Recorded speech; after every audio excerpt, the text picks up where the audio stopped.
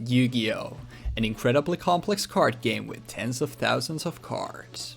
However, what if each set was separated from the rest of the massive card pool and your choices when building a deck were extremely limited? In this series, in order to learn Yu-Gi-Oh! From the ground up, I will be embarking on an adventure through the history of the card game with Jeexx. In each episode, we will have access to all the cards in a select product, and using only the cards in that product, both of us will build a deck before playing a best of 3 match to determine the winner of the episode. We will move in a chronological order in the series, and with each new episode, we will forget the cards of the past in order to experience something brand new. We hope you enjoyed this adventure through Yu-Gi-Oh! And its evolution with us. Welcome to the historic Yu-Gi-Oh! Learning journey.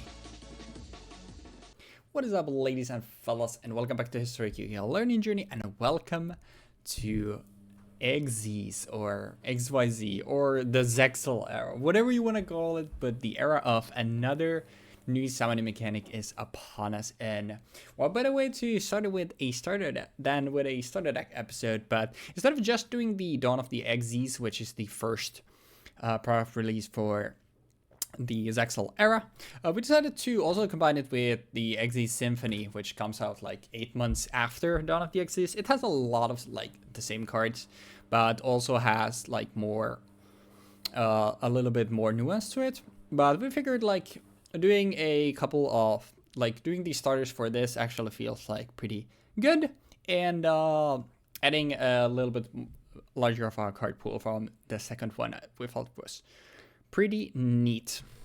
But I'm assuming everyone knows, but just in case you don't know what XYZ summoning is, or XYZ monsters are, there a new monster type here added, and instead of having levels, they have ranks.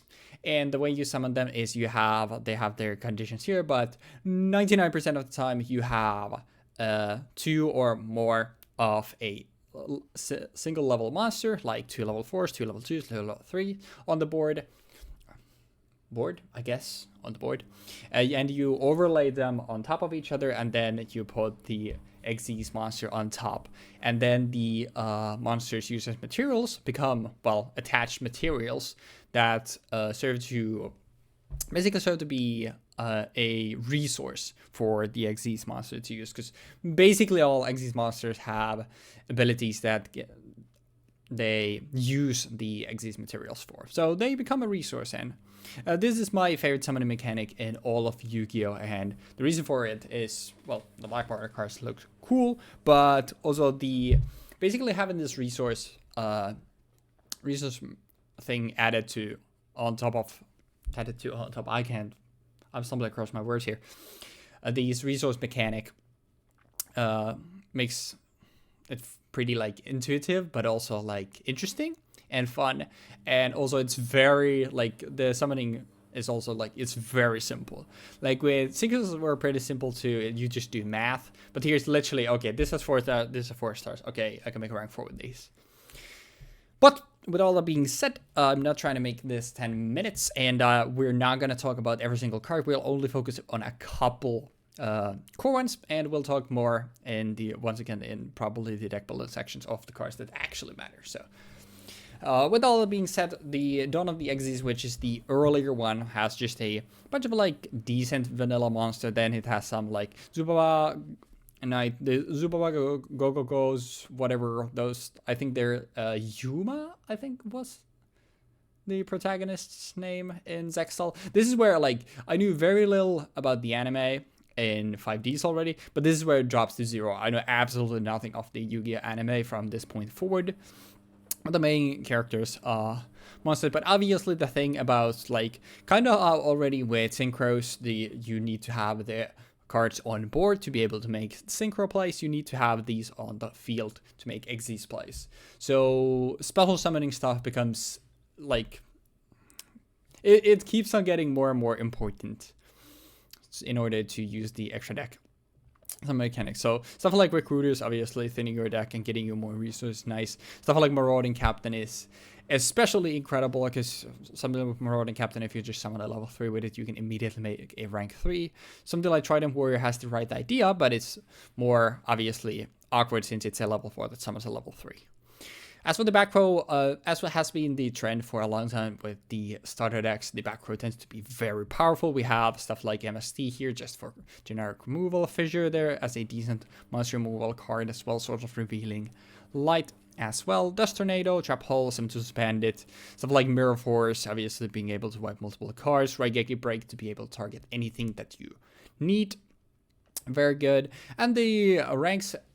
the XYZ monsters, I'm probably mostly going to call them XYZ, but sometimes I'll probably end up saying XYZ, so I apologize in advance for the inconsistency. That will probably be happening throughout the following months. For a rank 4, we have Utopia, the cover card, the namesake of the main character. Gachi Gachi Ganta 2 for a level 2, and Granosaur for rank 3. Rank 2 and rank 3. Gachi Gachi Ganta 2 has one of the it's actually funny that in one of the first ones it has this effect where you have both an active and a passive way to use the material. So passively, like if it's face up on the field and would be destroyed, you can instead detach one XYZ material from it. And I lied, it doesn't have an active part actually. It's passively just I was getting ahead of myself. That's another card that we'll talk about in a little bit. And passively, for each material attached to the card, it lowers your opponent's attack and defense. Granosaurus simply burns your opponent when it destroys a monster by battle by detaching a card. And then Utopia, when a monster declares an attack, so this can be either side. I don't know why you would ever want to do this for your own monsters, because you can just not attack. You can negate the attack by detaching a material from this card. And additionally, Utopia has the condition where if it's targeted for an attack when it has no material, it gets popped without damage calculation. And then for the XYZ Symphony, which is like 8 months later, you can already see a lot of like improvements here. Stuff like Go Golem, Go Giant being able to summon something like Golem from a grave to immediately give you a rank 4. Goblin Bird being a level 4 that gives you a level 4. Obviously like better since Marauding Captain is at level 3, so a little more awkward. Trying to worry here. Still a Marauding Captain here still. A Penguin Soldier, obviously incredibly good still, like as a removal tool. The game is still relatively slow, so you can get away with flip effects like this. And there's a card that Penguin Soldier is especially good for. Sangat also as an additional, not recruiter, but something to filter your deck out a little bit. And Giant Red and Shining Angel here as well. Ego boost, so when a monster declares an attack, you target a first monster on the field. It gains 1,000 until the end of the battle phase. So we power crept Rush recklessly at this point. Swords and Mystical Space Typhoon, as well as Fissure here as well. Reinforcement of the army also as an additional way to filter through your deck. Bird of the Mighty, importantly, only hits non-XYZ monster. Probably why this is here, because obviously XYZ cards not having levels means that they don't care about. Same good back row here, but with the addition of stuff like Magic Cylinder and Draining Shield to have more to do in the battle phase, as well as Call of the Haunted obviously being able to just be used to normal summon something, Call of the Haunted, a same level thing from the grave, and then make a a XYZ play with those. Utopia returns, and then the Symphony here is the 4 Djinns. So we have Muzzle Rhythm, Tempo, and Mellow for rank 3s. Muzzle Rhythm, when a Djinn monster is attacking an opponent's monster, you can during the damage step double the attacking monster's attack by detaching a material. Tempo, during either player's turn, you can just give all Djinn monsters 500 attack.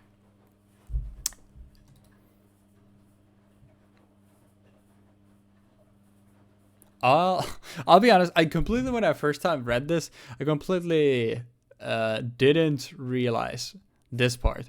Where so you can send XYZ material from this card, and then you also detach a material from your opponent's card, and then your Djinn monster you control gain 500. I actually completely overlooked that when I went through the set the first time, so that's funny to know that now. Mela the Brass Gin is the third one, and it's probably the worst.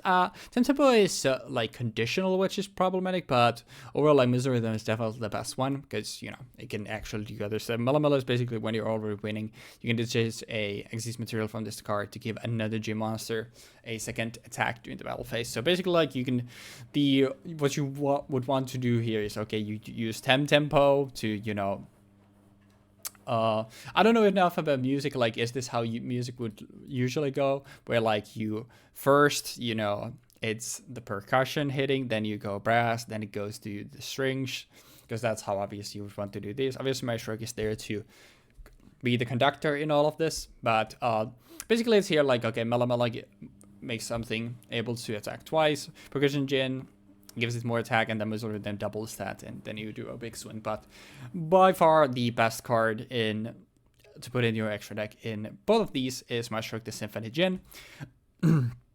Slightly smaller than the other rank 4 being Utopia, but very importantly, once per turn you can detach an exist material from this card to flip. Basically, Book of Moon something, it's a Book of Moon on legs. This was the card that I was alluding to when I was talking about Gacha 2 earlier. I just made a mistake. And having this active effect as well as a passive effect where any Jin Exist monster would be destroyed, you can instead detach an Exist material from that monster instead. And obviously, this also protects itself. So, very hard to get rid of. If you happen to get multiple Jins, like this can just keep them around. It's just incredibly powerful, but obviously very notable still to realize that most of the power in these starter decks are still in the back row. So there's a lot of powerful back row, lots of powerful removal, as well as stuff like Maestroke and Utopia being like the prime Xyz monsters, like making the format slower. So I'm expecting these games to be quite slow, but it's nice to have some slower games from now and then. And before these games end up just being like absolute rollouts and we're done in 10 minutes. That would be funny. But we did end up going all the way to 11 minutes. I hope you bear with me this one since we had 2 starter decks to go over. Like quite a bunch of like new cards that I wanted to talk about. And then just introduce the whole new summoning mechanic. I promise you next time will be much faster. But hopefully you enjoyed the not deck breakdowns. We'll be in those next. The set breakdown, and I'll see you all in the deck breakdowns next. Okay, so we're finally actually at the point of like Yu-Gi-Oh! Where I'd say I started playing the game proper, as in the beginning of Zexal. Around this time, me and my friend got XYZ starter deck, specifically I think Symphony of the XYZ, or yeah, Symphony of the XYZ, the one with the Jins, and from then on, I have spent way too much money on this game and I kind of hate it. But anywho, enough about thinking about the fact that was like 14, almost, no, not 14 years ago, like 12 years ago. I think about 12 years ago. Yeah, that sounds about right. 12 years ago. But yes, let us discuss the contents of this deck. We are starting to focus on, we're not starting to focus on, sorry. We are having the XYZ mechanic introduced to us in this, It's, to put it simply, XYZing is when you overlay 2 cards with the same level and summon a card from your extra deck. That is the best way I can explain it. Don't worry about it. Okay, so Feedback Warrior is a warrior monster that has the effect that when this card is normal or special summon, you can target one sub monster you control. It becomes level 3.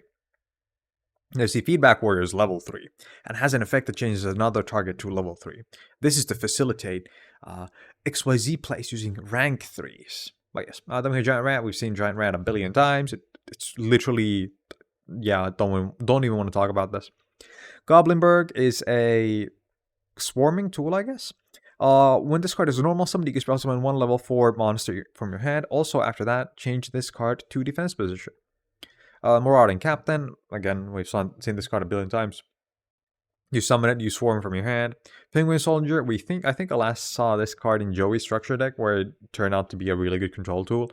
And this is also the set where I originally grew traumatized towards this card from, because this is the set, like one of the decks in here has this card, and my childhood friend used this card, and it's really fucking strong against like decks that like have to spend a lot of resources to play their cards on field, and then they swing into a single Penguin Soldier, and then it's gone.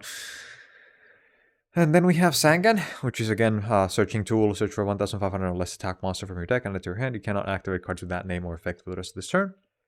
Shining Angel, it's a rat, but for light monsters. Warrior Lady of the Wasteland is a rat, but for Earth Warrior monsters. Burden of the Mighty, reduce opponent's monster attacks by 100 for each of their levels. Fissure, destroy one card on the field if it has the lowest attack. MST, destroy my spell trap. Rhoda, we've seen this. We've seen Swords. We've seen Call of the Haunted, Mirror Force, Raigeki Break. We've seen most of these cards so many times by now. I don't really think we should explain those in detail anymore. Blustering Winds, target one face of monster you control. It gains 1000 attack and defense until your next standby phase. Ego Boost, when a monster declares an attack, target one face of monster on the field. It gains 1000 attack until the end of the battle phase. These two cards are also something that, like, I remember getting shit stomped by back in the day, mostly because they're just fairly powerful like cards that allow a lot of stuff to swing over even like bigger monsters with 3000 attack and stuff. And also Burden of the Mighty. This is the set where I originally grew like, again, traumatized by Burden of the Mighty, because Burden of the Mighty kind of just shit on my dinosaur deck at the time. So that's why it's basically been in every single deck that I can possibly have it in. Then we have Draining Shield, gain life points equal to a monster's attack when it attacks, negate the attack. Magic Cylinder, burn your opponent for the attack of a monster and negate the attack. Then we have the XYZs, the extra deck. We're finally here. We're talking about real Yu-Gi-Oh cards. Granosaurus, 2 level 3 monsters. So it's a rank 3, so you need 2 level 3s. When this card destroys an opponent's monster by battle and sends it to the graveyard, you can detach one XYZ material from this card. It's like 1000 damage to your opponent. Then we have Maestroke, the Symphony Djinn. It requires 2 level 4 monsters. Once per turn, you can detach one XYZ material from this card. Then target one face-up attack position monster your opponent controls and change it to face-down defense position. If a Djinn XYZ monster you control will be destroyed, you can detach one XYZ material from that monster instead. Oh yeah, I remember that you could just detach one from Maestro or any of them. But yeah, never mind. Melody, the Brass Djinn. 2 level 3 monsters. Once per turn, you can detach one XYZ material from this card, then target one Djinn monster you control. It can make a second attack during each battle phase this turn. Miserythm, the String Djinn. 2 level 3 monsters. When a Djinn monster you control is attacking an opponent's monster during the damage step, you can detach one XYZ material from this card. The attacking monster's attack is doubled until the end phase. You can only use this effect of Miserythm, the String Djinn, once per turn. That's a hard once per turn, ladies and gentlemen. We're getting them slowly but surely. Utopia. Utopia is like the poster child for the XYZ era. There's going to be a lot of support for Utopia, a lot of cards that revolve around playing multiple different Utopias. There's going to be a dozen Utopia types. So we're going to see this thing a bunch of times. Number 39, Utopia. When a monster declares an attack, you can detach one material from this card, negate the attack, and if this card is targeted for an attack, well, it has no material, destroy this card. And then we have the last one, Tempo, the Percussion Djinn. Once per turn, during either player's turn, you can detach one XYZ material from this card, then target one face-up XYZ monster your opponent controls. Detach one XYZ material from that monster. And if you do, all Djinn XYZ monsters you currently control gain 500 attack. Permanently.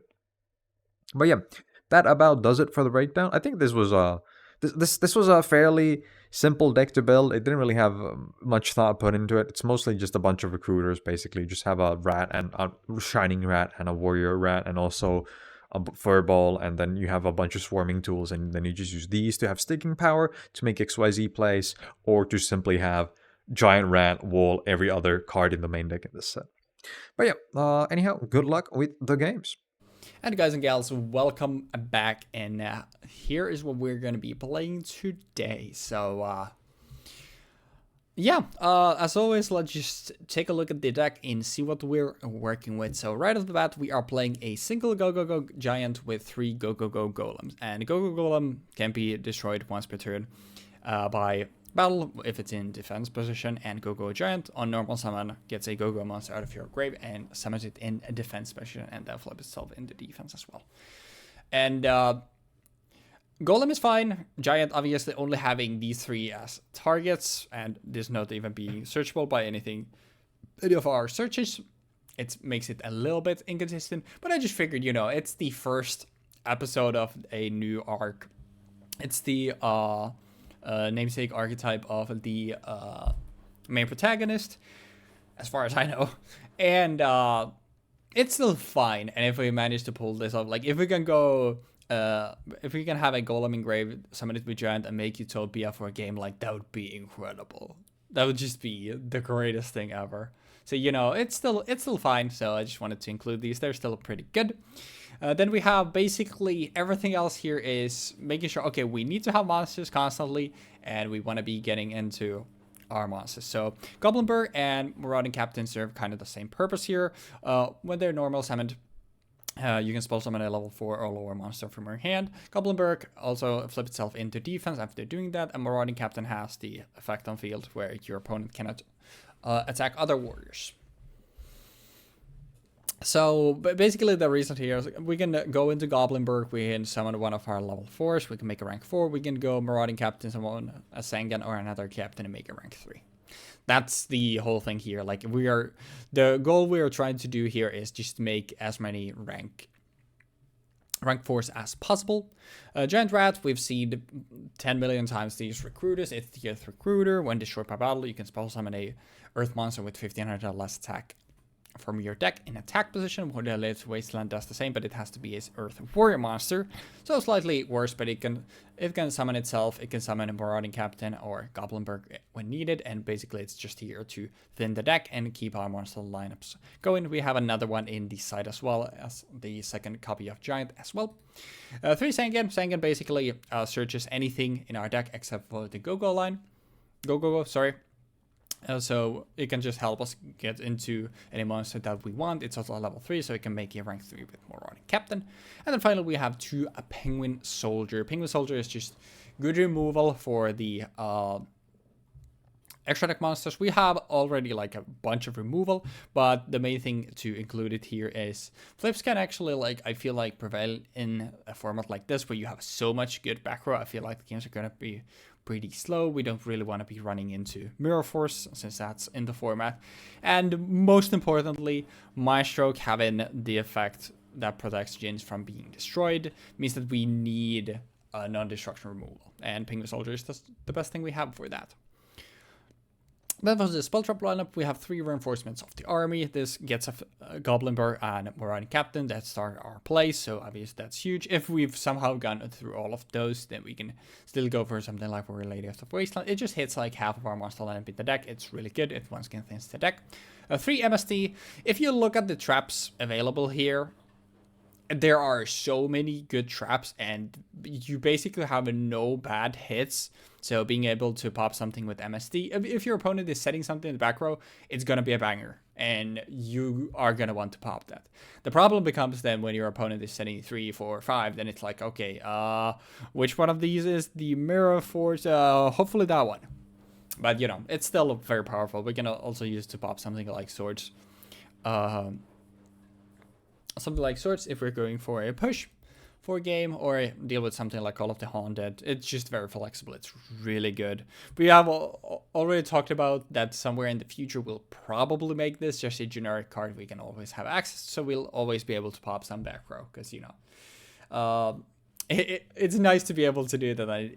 The episodes where we don't have back row removal tend to be very painful. Then we have 2 Fissure. I have another one in the side deck as well, if we feel like we want more monster removal, but we have other ways of getting rid of monsters, so I feel like it's fine, since it's a weird way of removing stuff. One source of Revealing Light, another one in the side. Like I said, I'm expecting these to be somewhat slow games, but if we still want to slow Jeexx down even further, Sword of Revealing Light is nice for that as well.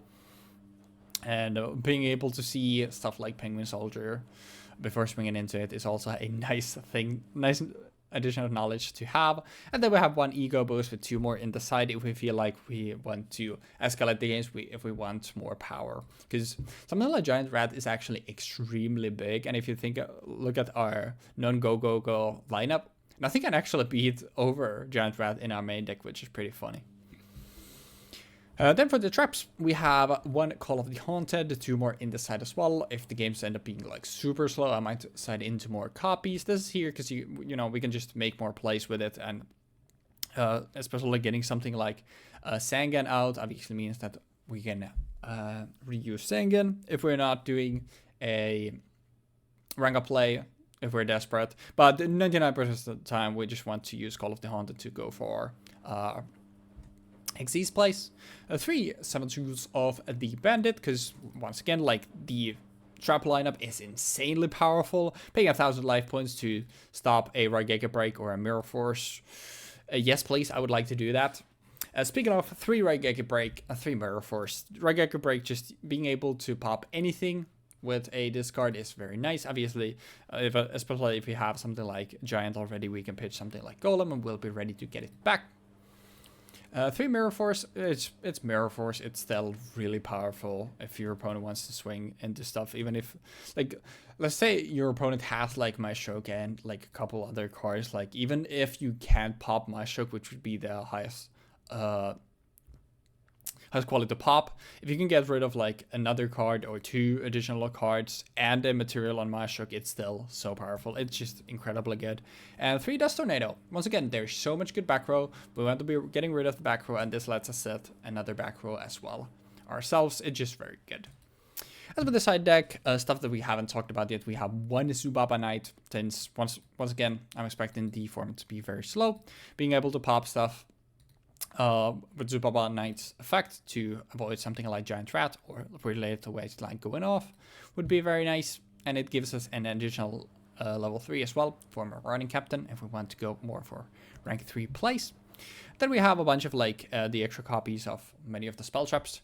3 Trap Hole. Trap Hole is nice for something like Marauding Captain and Goblinberg to stop them from going into XYZ stuff, but it's still, like, we have so many different ways of dealing with the XYZ monsters themselves, and this being, like, only 1,000 or more attacks, so it doesn't even hit some of the, like, smaller stuff.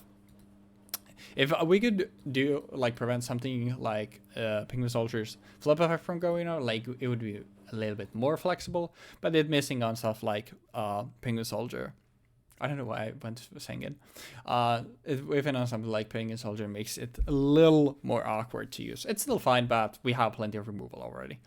2 Daring Shield, 1 Magic Cylinder. This could be flipped. Basically, it's like, do I want to have more life points? Do I want my opponent to have less life points? I'm maxed out on 7 Tools to Bandit. I don't know if Jeexx is gonna be, so I get guaranteed more value if I'm getting more life myself. So that's why I ended up going with this. But it's basically just more battle traps if we want to slow down the games even more.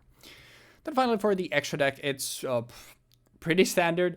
Stuff like Gigantits, the only way we could go into this is both of our Penguin Soldiers. That is probably not going to happen. I mostly have it here just so I have at least one of all the XYZ monsters we had access to. So this effect probably not gonna come up. As the rank 3s, we have 3 Granosaurus, which, like, the Djinns are probably better. These 2 Djinns are probably better. Granosaurus just looks cool. Destroying opponent monster by battle and sending it to the graveyard. You can pitch a material to burn your opponent for 1,000 damage. Then you have the Djinns, Mellow. All of them basically have to do with Djinn monsters. They all take 2 level 3s. And Mellow, you can detach a material from it to give a Djinn XYZ monster a second attack. 10 tempo, you can detach a material to detach a material from your opponent's monster, and then make all your Djinns gain 500. And Muzo Rhythm, you can double an attacking Djinn monster. Sorry, I lost my train of thought. Djinn monster's attack for the turn. Maeshok, definitely the best one. 1800 attack, 23 defense, so decent body. Takes 2 level 4s, and can Book of Moon your opponent once per turn by detaching a material. And also has the static effect where if a Djinn XYZ monster you control would be destroyed, you can instead detach a material from that monster. Then you have Utopia, finally, the namesake of the set. 2500, 20,000. 2500, 2000 stat line, takes 2 level 4s, and when a monster declares an attack, this can be yours or your opponent's, which always confuses me when I'm playing any like Master Duel or any other simulator, because why would I ever want to negate my own attack? But, you know, later Utopias have something which gives you a reason to do that. So you can just negate the attack. It doesn't have a once per turn clause or anything. If your opponent is swinging with 2 monsters, you can stop both of them attacking. But it also has a clause where if it's targeted for an attack when it has no material, you pop it without the battle. But yeah, I'm pretty excited for this. Like, I don't know what to feel about this set. I feel like we had so many like good cards, especially like good back row, that like you can see I went 24. 43 cards. Like, I didn't manage to stick into the 40 straight. I feel like we had too many good cards, so it was like hard to gauge, like, okay, what should my deck actually look like? So I'm a little bit interested to see, like, do we just have pretty similar ideas with Jeexx, or has he gone a completely different route? But I'm overall very excited for XYZ. It's, like I said, it's my favorite summoning type. It houses my favorite archetype in all of Yu-Gi-Oh! That being Galaxy Eyes, that we actually don't have to wait that long to see. Although it's very bad at the start, but, you know, I'll promise you guys will see some Galaxy Eyes Photon Dragon for sure. But with all that being said, though, I hope you enjoyed the deck breakdowns, and I will see y'all in the dueling zone next. What is up, ladies and lads? Welcome back to the Historic Yu-Gi-Oh! Learning Journey, and welcome to the Zexal era, the era of the XZs, the XYZ. There will be no consistency whatsoever in at least how I'm gonna say it, so, you know, we'll just see how it goes. But Jeexx, we are now entering another era of a new summoning mechanic, and how are you feeling about it? The dawn of the new era is quite interesting for me because we're gonna go like way lower in terms of power overall for a few sets, and then eventually it's gonna spike to a point where nothing that we actually did before is really gonna be relevant for anything. Because the game is gonna warp a little. Like, Yeah. I would say around, is it Return of the Duelist? I think it's Return of the or ROTD. Yeah, that's the one with Excalibur on the cover. Starting from that set, the game is gonna speed up significantly. Like, even before that, we're gonna have wind-ups. And I think we also get Fire Fists, but like Fire Fists aren't really good up until later parts The of Z. second structured deck, basically. No. Not Fire Before that? Kings. Fire Fists. Fire Fists. Fire Fires. Yeah. Sorry. But yeah, I think I'm excited, and I don't have another pun for the second starter deck. So Yeah, well, nothing for the Symphony, but hopefully there will be a. I had something about Cacophony, but then I lost it, so it was the closest thing that I got. But now it's lost in the void forever, and we'll just deal with that. But yeah, I'm also very excited for this Synchro treated as well, and it's, I say, surprisingly a long time. I feel like at some point we were like, oh, we're quickly closing at the end, but then, like, obviously all the stuff with the dual terminal stuff and other like supplementary sets obviously made it like, oh yeah, actually it lasts a pretty decent amount. But XYZ is probably my favorite summoning mechanic in Yu-Gi-Oh! If I had to pick one. I think it's neat, like, it's simple enough. It's very simple to understand, and it's basically like having this limited resource to use these kind of like activated abilities. I think is pretty cool. And also a large part of it is just Galaxy Eyes being by far my favorite archetype in the entire game. Obviously, it revolves around XYZ summoning, so that definitely plays a factor there as well. This fucking guy. He doesn't like going -3 for active polymerization. Sorry, -2 because you summon a card. My bad. Discard 2 like and summoning... send. What the fuck? It's broken. I like summoning big, cool space dragons and punching for a lot of damage. And then Yeah, you can do that with fusions too. Come on, man. You can do it with a lot of things, and I mean, I'm not saying I dislike something else. I'm merely stating what is my favorite. But, and good luck, gamer. Well, this is interesting. I mean, I think interesting might be a statement, but yeah. We will start with a really nice set 3 and pass. You know, it's the third main summoning mechanic era that we have, and it is a Sangan. So 1500 or less a monster.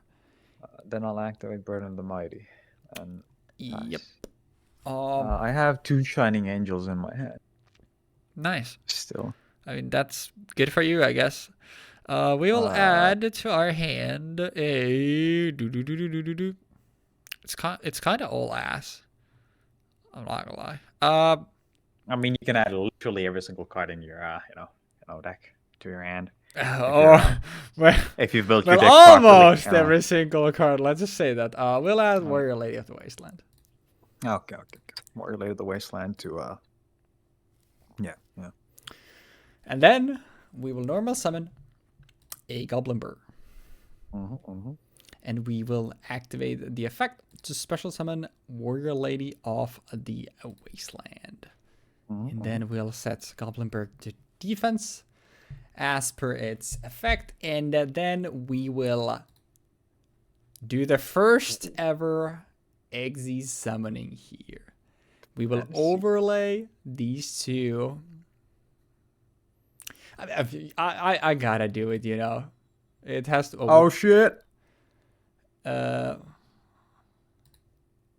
yeah! Utopia. The Everybody's main favorite. It's gotta be, you know.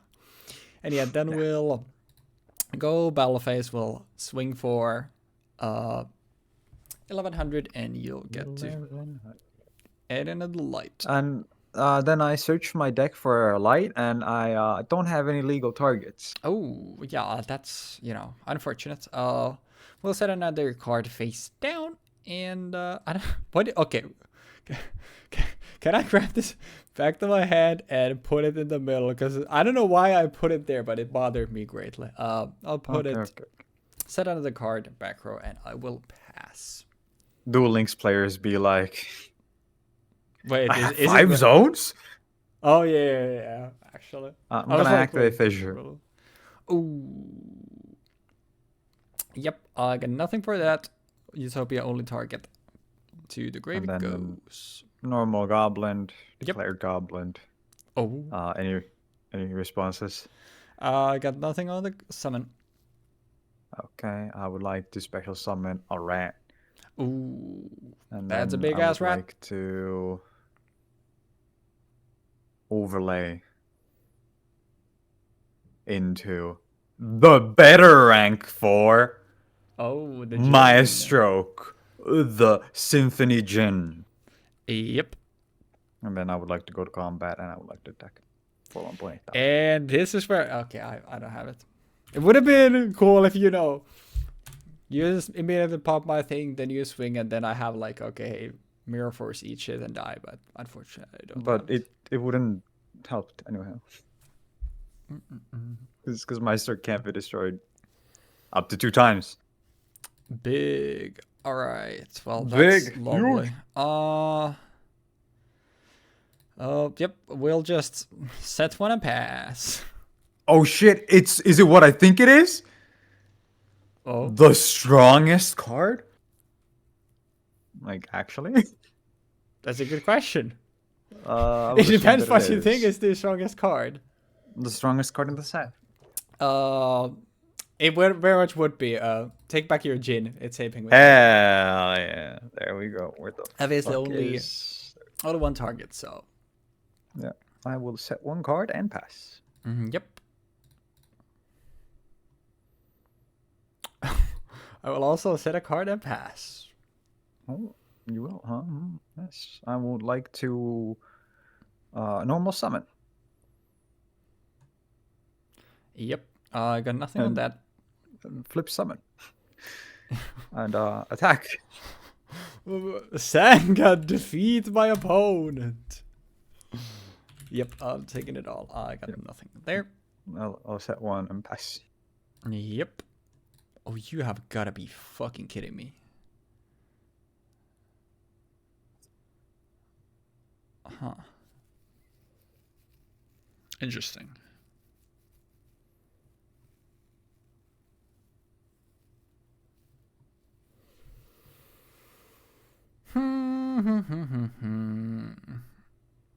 I'll set another card and pass. Exhilarating. I will normal summon. I don't like that being exactly 3,800 that you have on your board. I would like to attack. Yep. And I would like to attack. Yep. And I would like to attack. Well, luckily for this, I do have a Raigeki break. But do you have? I have seven tools of the bandit. And I have. And you have a 7 tools of the bandit. A 7 tools of the bandit as well. So we both lose 1,000. 1,000. I live for now, but you know. You live for now. And then I will go main phase 2, and I will set one card and I will pass.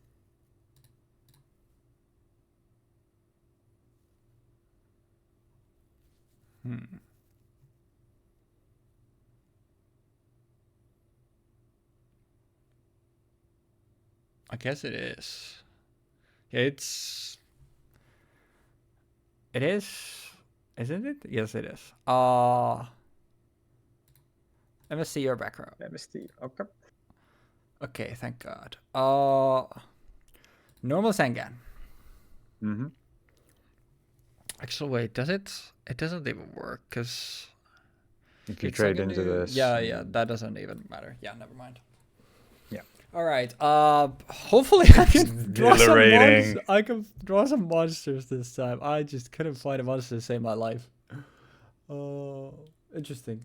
Let's go side for game 2. I think this is what we'll do. that was like both of us someday Xyz monster. They immediately get dealt with, and then it just alright, recruiter beatdown time. And well, this sure is a hand. Oh. My man. I am going to normal summon Goblinberg. I would like to declare the effect of Goblinberg. Would you like to respond? Nothing for the effect, unfortunately. Okay. I would like to go for Giant Rat. That's a big ass rat. It's a big ass rat. And then I would like to go and overlay these 4 Maestro the Symphony Djinn. Yep. Yes, and I would like to go into combat and attack using Maestro the Symphony Djinn. Unfortunately, I have nothing for this, so I will take 18. Then I would like to set a card and end my turn. End of your turn, MST the set. No, I got outskilled. I should set one pass. Okay. I'm gonna swing into the swing into it. How the fuck did I miss You're already like, oh yeah, this is definitely something that just kills my shit. This is immediately accepted the fact that it is. I'm just swinging into it because it's Penguin Soldier. It is a Penguin Soldier. Yeah. So, you can do that, but just don't want to put it into the extra instead. And then I am going to. This is looking pretty familiar to the last game. Normal summon. Marauding Captain. Yep. And special summon. Level 3. Sangan. Yo. We got and then another one. I'll pass. What? Making the rank 3 here is stupid. I mean, yeah, because Marauding Captain is the effect, so I guess so.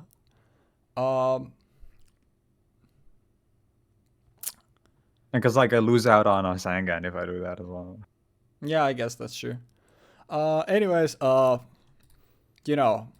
think your play was pretty sick. So I think I would like to do the exact same thing myself. Yeah. And you know, I had to go for the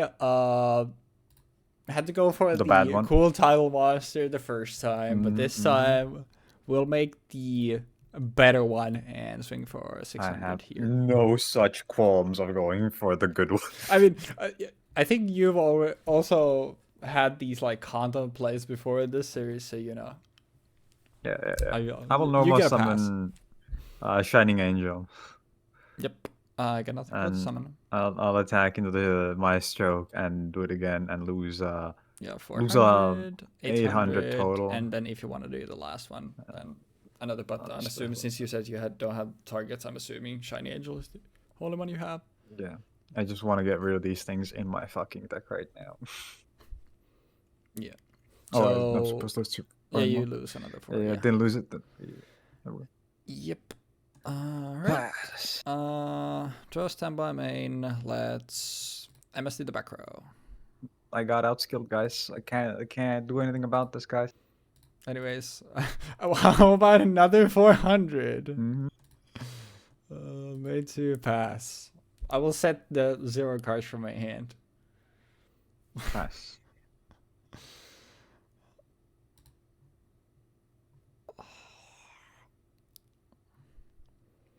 I mean, the only things you would set are penguins and recruiters. Yeah. But I mean, we need to think. Sangan too. Yeah. Wait. Oh, what did you do? To grave is the.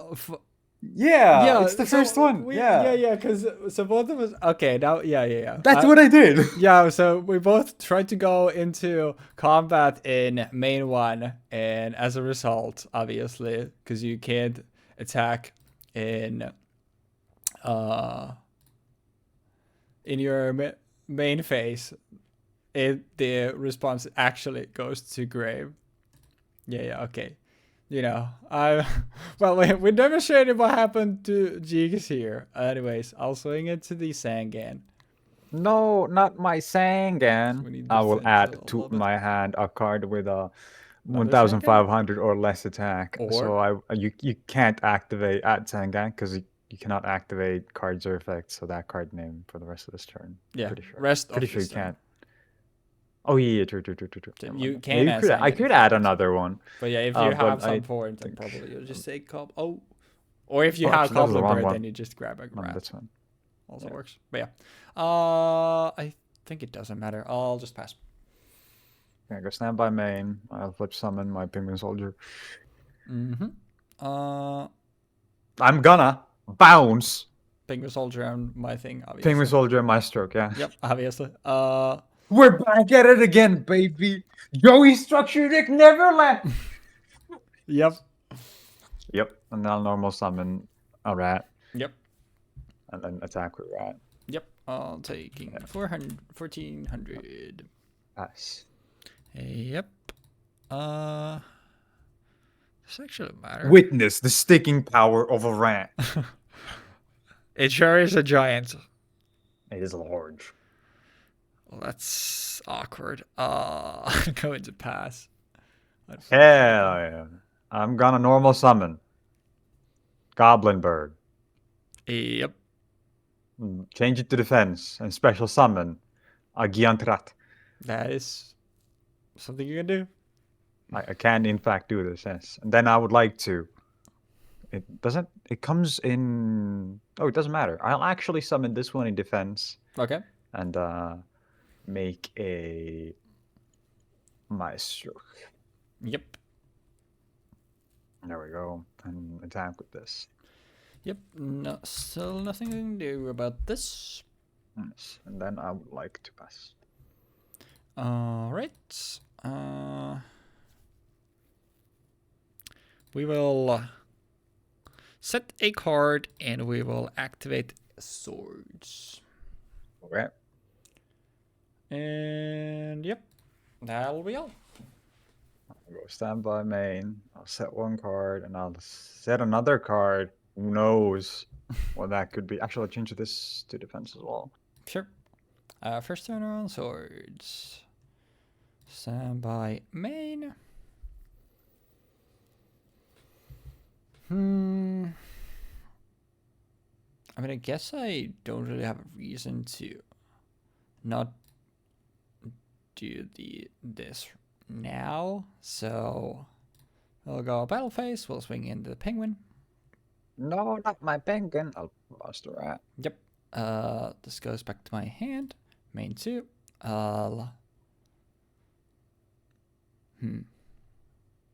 Set a card. And I will end my turn. I would like to activate Rotom. Ooh. I'm surprised that's the first Rotom we've seen, actually.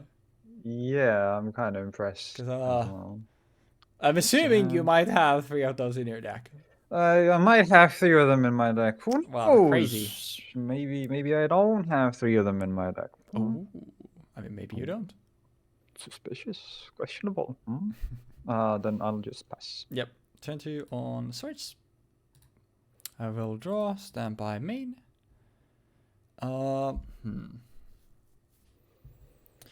We will normal summon.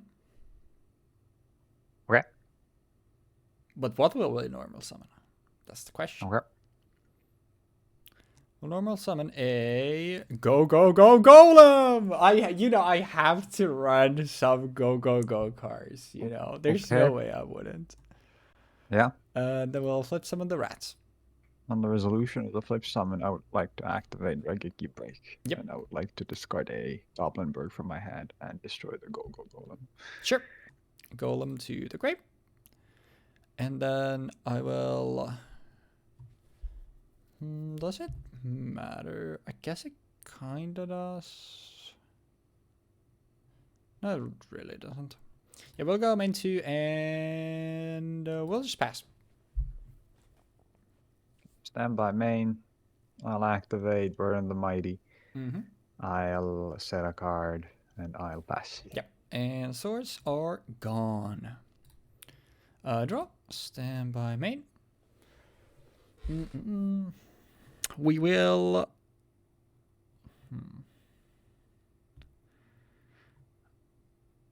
And I kind of could, but... The fact of the matter is, if you just ripped a penguin off the top, then I just lose. So that doesn't really matter, because if that's a penguin, then there's nothing I can do about it. I will normal summon a marauding captain. Hell yeah.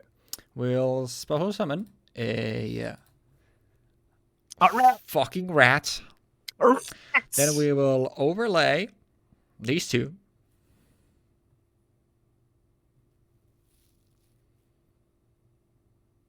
Rats. We are the rats. Celebrating yet another birthday bash. Rats. We are the rats. Why? Yes, one material utopia. Yes, because this.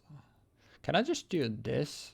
Okay, I can't. No, I think you have to overlay. What the fuck is happening? Alright, let's just make this easier. Yeah, I think you could just overlay the utopia on the other cards. Yeah, because that's what I thought that you could, but I guess you can't. Because that's what I tried to do. Like, okay, can I just do like these 2 on top of each other? But sorry, like the utopia on top of the other 2. But I guess you can't. What is it in defense? But it's whatever. We'll do this. Battle phase, and then we will attempt to get rid of one of the materials on my stroke. Yes. And then we'll body check this. Yes. Yeah, I mean, nothing I can do there. I had this in my hand when I originally bounced my other penguin as well. Yeah. So yeah, I'll bounce both of these. Yep. To my hand. Back to the extra deck. Main 2, and I guess it doesn't matter. Okay, and then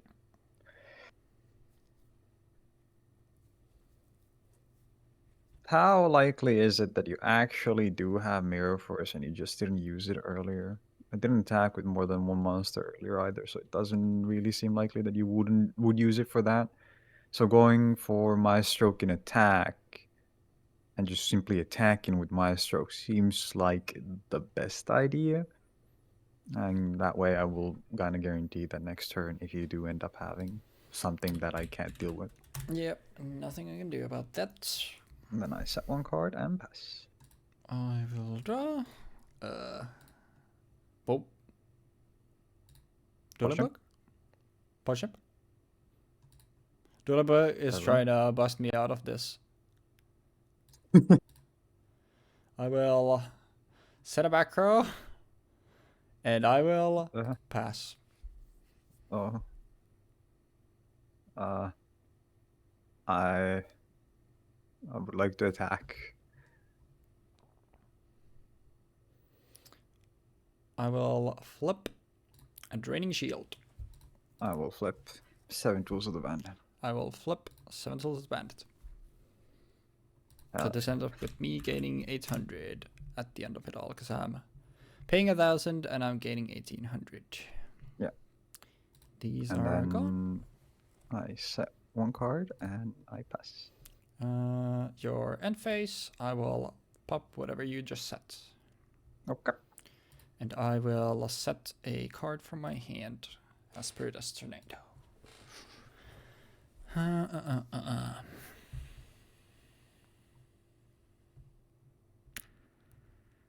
will set and I will pass. We've really got back to the Stone Age with this one, huh? We have. I will summon Sangan, and I will attack using Sangan into the Penguin Soldier. It is a Word Lady of the Wasteland. So take 200. Yeah, and then I would like to attack into that. Yep. Word Lady of the Wasteland. Word Lady is gone. And I will use the effect. It's a Earth Warrior, which we have, you know, a bunch of different targets. We have Warrior Lady of the Wasteland, Marauding Captain, and Symphonic Warrior? Feedback Warrior? Feedback Warrior. That's the kind of card I'm thinking of. Bro.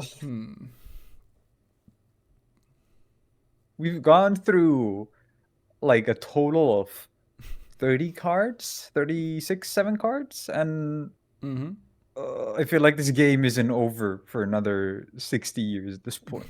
Like, it's gonna last forever. The only thing that could make this worse is if we had like Plot of Avarice. Yeah. I'm kind of like looking for 2 different.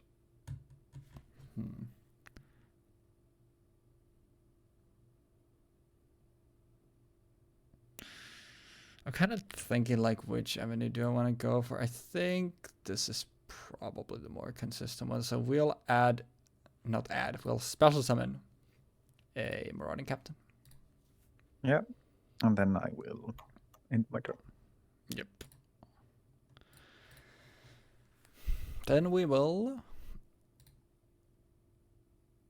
normal another captain. Yep. And now this is where it's interesting. Do I think that you have a way, you're going to find a way to deal with these? Because obviously I have a way to deal with it. Because you can find Raigeki Break. You can find... No, I have a way to deal with it on board right now.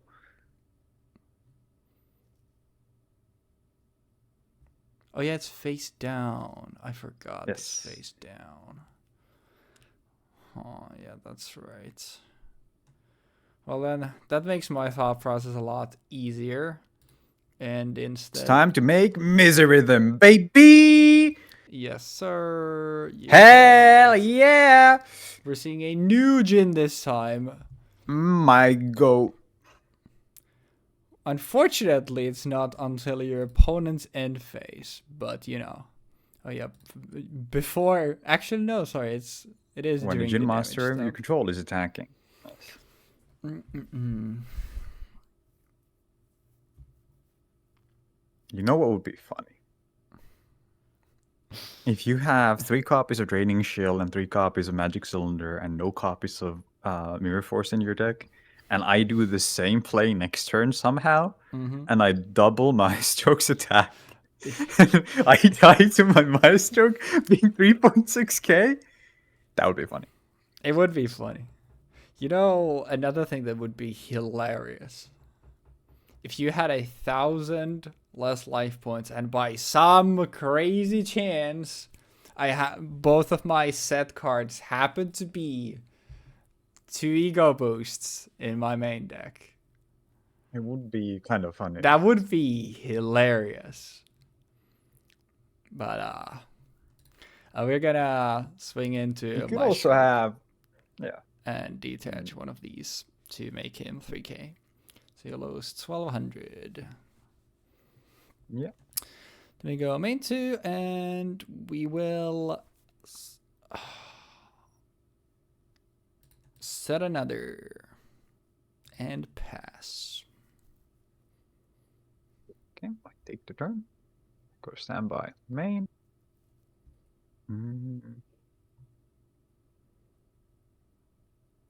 I would like to normal summon. Mm-hmm. Warrior Lady of the Wasteland. Yep.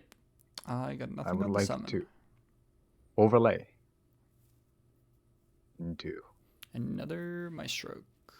my stroke. Yep. I would like to activate the effect of my stroke to flip Missouri them face down. Yep. It gets flipped to face down, and I looked this up literally, I think, the day before yesterday when I was looking at stuff, and apparently stuff gets. I thought the materials would be detached, but yeah, I will. They're not equipped to it. Have 2 Mirror Force here, Oh, so you can okay. protect one of your gens. I mean, doesn't matter in this case. I mean, no, probably not. Oops. Because it doesn't matter like which one gets protected here. Yeah, and you get your Sangan trigger. Yeah, Sangan activates. I add to my hand a card with 1,500 or less. Which is really scary, you getting to add basically anything in this position. Yeah. I will add to my hand. I think the answer for this is actually another Sangan. Yep, I think that's correct. Attack into this again. Now it's another Mirror Force. No. I wish it was. Unfortunate. And then I set a card and I pass. I wonder what the set card could be. Now, if you had... Oh, wait, no, you had a 0 cards. Oh, yeah, I had 0 cards in hand. Yeah. I was going to say, now the perfect play would have been to, like, pop it. Yeah. With something, but there's nothing to pop it with, so... Yeah, unfortunately not. Flip that, because even if it dies, it's whatever. And attack using my stroke first and foremost. Yep, it's a Warrior Lady of the Wasteland. Okay. And we will add with this... we'll grab another Marauding Captain. Okay, and then I swing over it. Yep, I take 100. And Swiss then I Sangan go doesn't die. Too. And pass. Yep.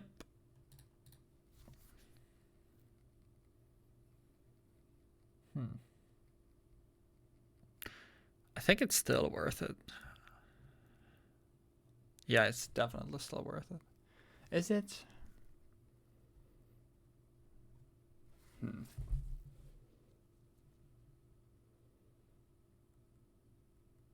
I'm be honest. I was expecting Alexandra Dragon beatdown with Gravity Axe Carl and like 3 of Ego Boost and Blustering Winds.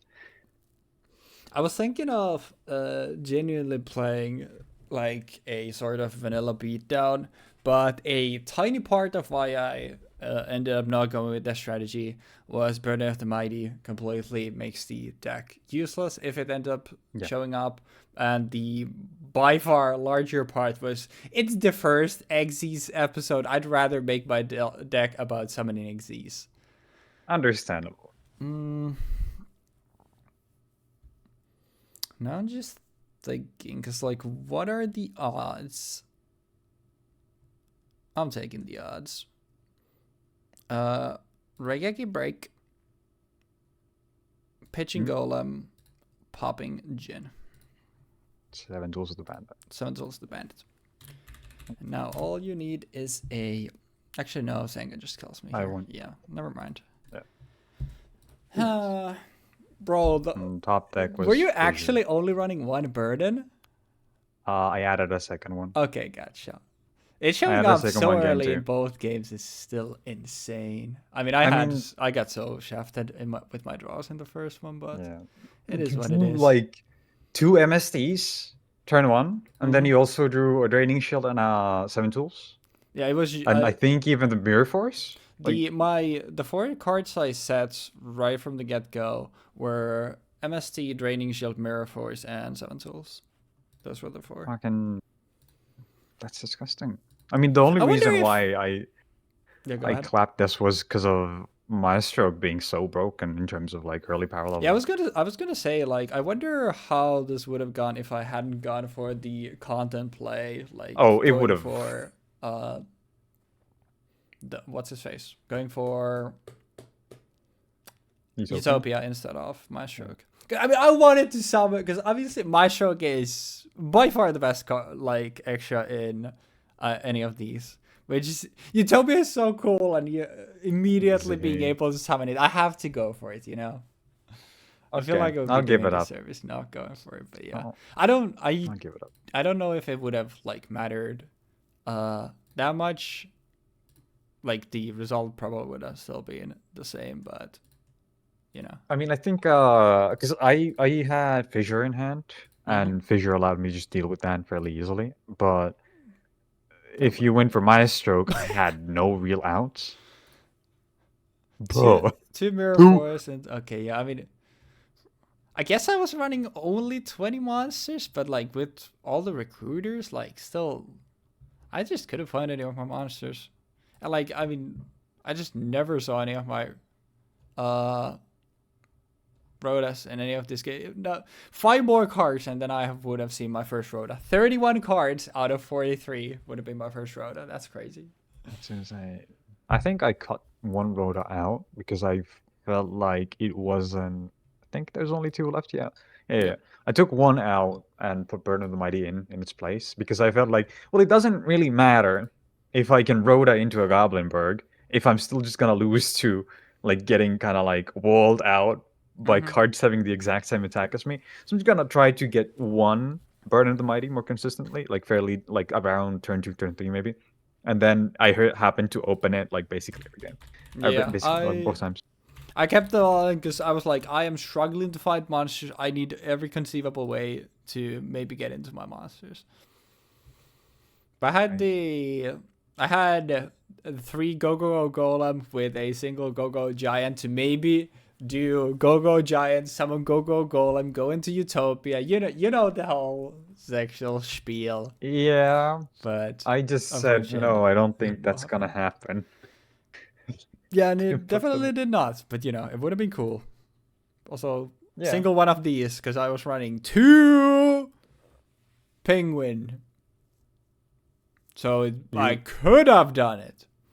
You're insane. I mean, the last spot here doesn't matter. I have 3 Maestroke, I have 3 Utopia, I have 3 Granosaurus, I have 2 Muserism, I have 2 Tempo, I have single Melody. It wouldn't have ended up mattering like ever. So, you know. That is true.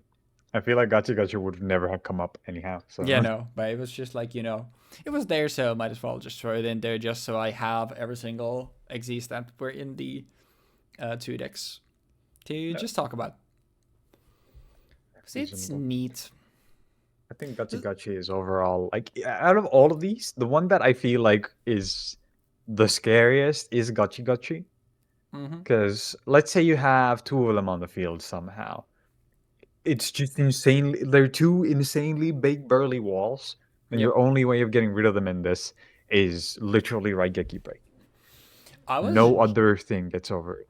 I was genuinely pondering, like... Because obviously, like, for the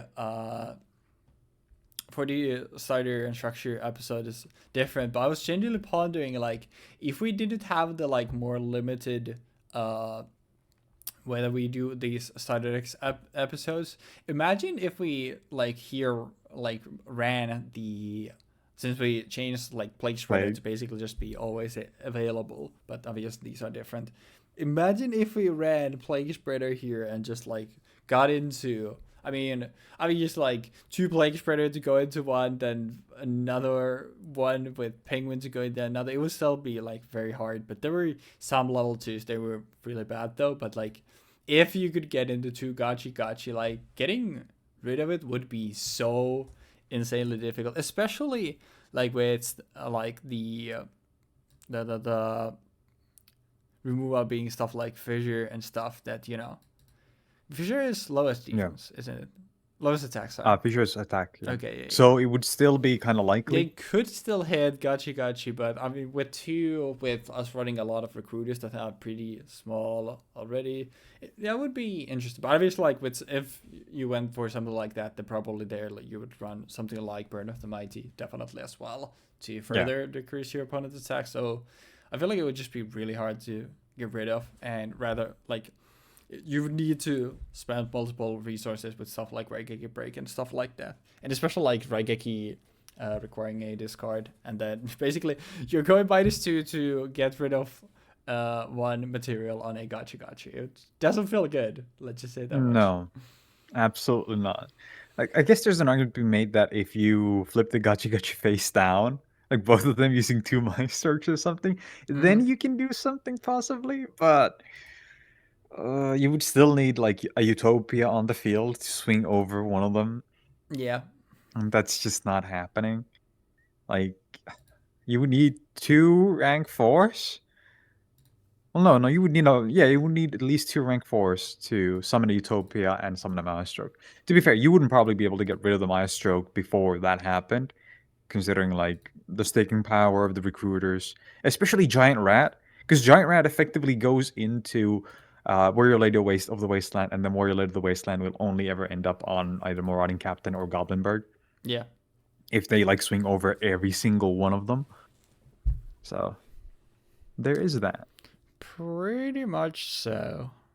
I mean, well, if anything, I was gonna say like we didn't like really get to show of XZ stuff, but I got like we showed off my stroke and how insanely good it is. Obviously, especially for the time. Even like consider like the my stroke was obviously for, so the way they started actually were, I think like Dawn of the XZs was obviously at the start, and then I think it was like it was like around half a year later was when the Symphony of XZs started. It came out, which had all the four gins and then Utopia as well, and like already there, like you can the amount of improvement that happened with obviously my stroke being able to protect if you could get into multiple gins, obviously like the rest of them as well, but also obviously itself it's very good, while also having the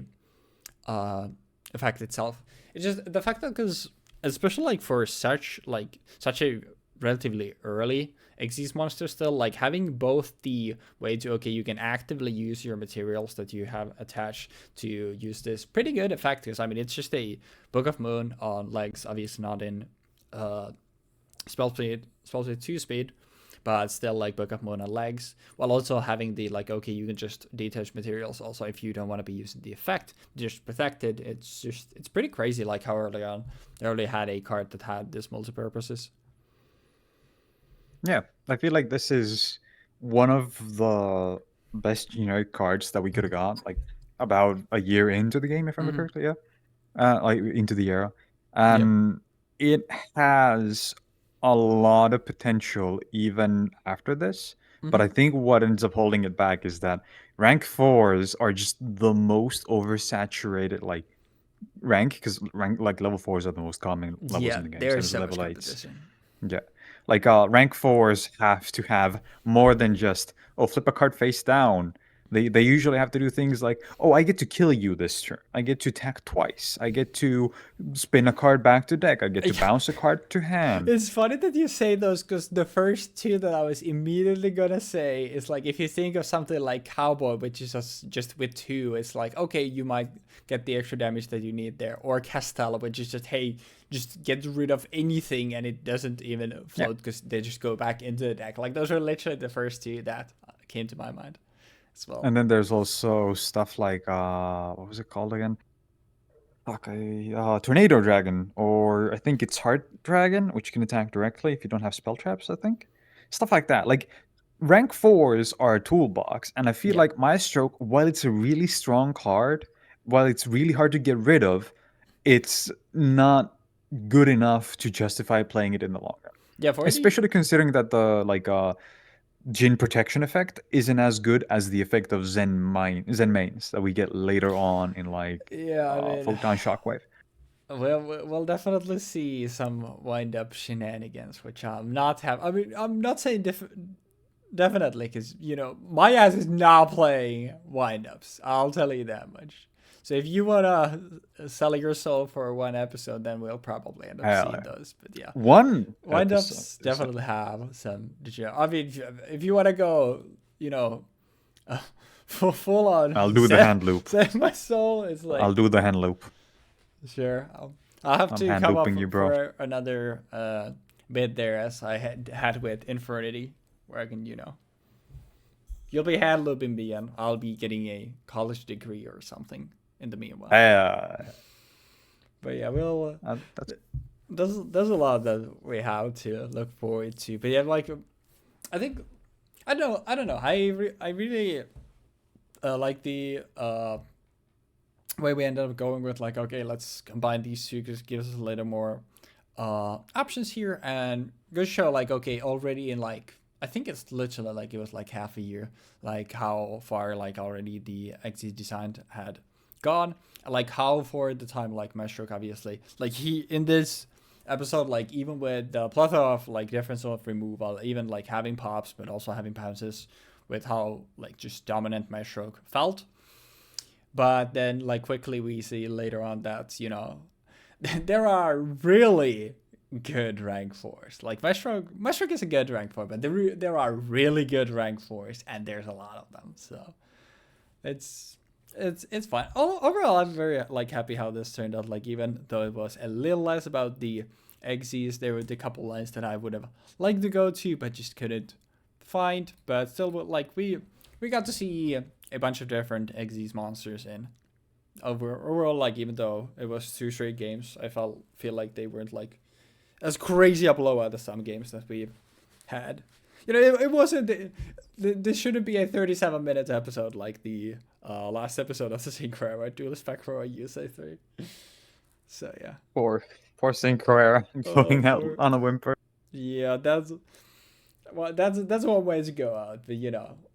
What would the way to go out be than, you know, a blowout including Blackwings? I think it's poetic. But the white border cards are behind us. That era is done, and moving forward, we're going to be looking at these black border ones for quite a little while for now.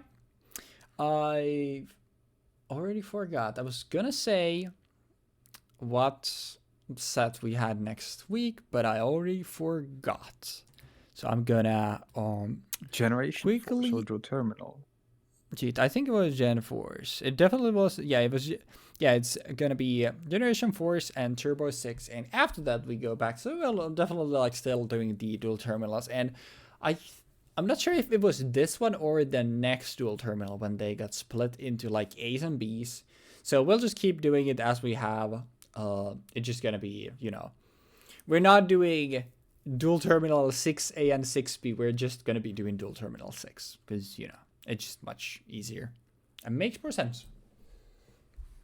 But yeah, overall, I think a pretty fine opener. I don't remember how our openers were for the previous eras. I would have to go back and check, but I'm overall, like, pretty happy with the opener for this.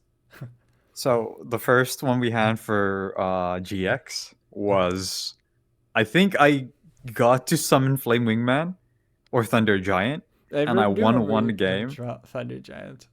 Was that the Yeah, and opener? then I'm pretty sure that was Lost Millennium, yeah. Oh, And then okay. I got completely shit stomped by the fact that you just tribute summoned a monster in game 2 or 3, or I think in both of them, where you just beat over my shit and I couldn't fusion summon because I couldn't just let you do that. So I had to keep setting monsters or I would have died. And I eventually just bled out and died. Oh. And as for Duelist Genesis, I think I got the Synchro Summon in the very first episode. Oh, hell yeah. Which was like, hell yeah. I'm very This worked out happy perfect. if that's the case that we've always like managed to get the new summoning mechanic out the very first episode. I'm very happy if that's the case. If it's not, then Jeexx is just lying to me. Then I'm probably lying. Yeah. I'll just shame on double me. check. Fool me once, shame on me. Actually, wait, is it fool me? Fool me Fool me once, once, shame shame on on you. me. Fool me twice, shame on me. Fool me 3 times, you're a Okay. bitch. It's something like that. Something along those Probably. lines. Probably. But yeah. But yeah, Oh yeah, we definitely synchro summoned in the first episode. Holy fuck, what the fuck? I forgot how stacked Duelist Genesis is. okay, nice. I mean, I Yeah, you guess you're summoned just... RDA in the first episode. Okay, yeah. And he got right code immediately. And then I did a big summon play and I got out Magical Android. And I think I even make Stardust Dragon. Oh, Stardust in Yeah, the I make first Stardust. one? I summoned 2. So what you're saying is, in Well, Lost Millennium, we got an Elemental Hero fusion. In Duelist Genesis, we get Stardust summoned. And now, with the first ever, the starter packs, we get Utopia out.